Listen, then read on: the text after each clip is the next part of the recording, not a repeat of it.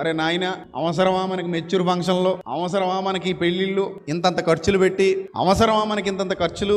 ఎన్నిసార్లు చెప్పాను నేను, కొన్ని వందల సార్లు చెప్పాను. ఎవరిని చేసుకోమని చెప్పాను? ఏ అప్పు లేకుండా, అప్పు చేయకుండా, బాగా మిగిలిపోయి పరిస్థితులన్నీ బాగున్నాయి, ఇంకే ఇబ్బంది లేదు మనకి, ఇప్పటికే ఎక్కువైపోయింది, ఏం చేసుకోవాలో తెలుస్తలేదు అన్నప్పుడు నువ్వు ఫంక్షన్ చేసుకుంటావో చేసుకో, డాబుడూబుగా పెళ్లి చేసుకుంటావో చేసుకో, హడావిడి చేసి 100 మందికి 1000 మందికి భోజనాలు పెడతావా పెట్టుకో, ఏమైనా చేసుకో. ఇంట్లో ఈగల మోత, వీధిలో మధ్యలో మోత అన్నట్టు అవసరమా మోతలు మనకి? అవసరమా అంటున్నాను. ఇది ఎవరికో చూపించుకోవడానికి చేసేది. బాగా గుర్తుపెట్టుకోండి, ఎవరికో చూపించుకోవడానికి చేసే దాని వల్ల ఏ ప్రయోజనం ఉండదు. ఇప్పుడు పెద్దగా కాస్ట్లీగా ఖర్చు పెట్టేసి పెళ్లి చేసాం. ఇప్పుడు 1000 మంది వచ్చారు, 2000 మంది వచ్చారు, 5000 మంది వచ్చారు అనుకుందాం.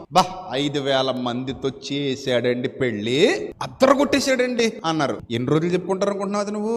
వాళ్ళు మర్చిపోతారు, నీకే లోపల సావక సంవత్సరం తర్వాత 2 సంవత్సరాల తర్వాత ఎవరితోనే మాట్లాడుతాడు, మళ్ళీ నువ్వే గుర్తు చేస్తుంటావు. వాళ్ళకి పెళ్లి చేసుకుని 5 ఏళ్ళు అయిపోయింది కానీ ఇంకేం తీరలేదు, అప్పు తీరలేదు. అందుకే గొప్పలకు పోయి తిప్పలు తెచ్చుకోకూడదు. మనం ఎంతవరకు చేయగలం అంతే, మనం ఎంతవరకు పరిగెత్తగలం అంతే. ఫంక్షన్ కంటే బెటర్ ఆప్షన్ చెప్పాను. చక్కగా బంగారం కొనేసి ఆ పిల్లకి ధరించేయి, లేదా డబ్బులు తీసుకెళ్లి బ్యాంకులో కట్టేయి, లేదా ఇంకోటి ఏదైనా ఇన్వెస్ట్మెంట్ చెయ్యి. అది అలా పెరుగుతుంది. రేపు పొద్దున అమ్మాయి డిగ్రీ చదువుతున్నప్పుడు, లేకపోతే ఏమైనా బాగా సూపర్ గా చదివేసి డాక్టర్ అయిపోదాం అనుకుంటే సీటు కొండనుకో, ఇంకోటో దేనికో దానికి ఏమవుతాయి, ఇవి ఉపయోగపడతాయి.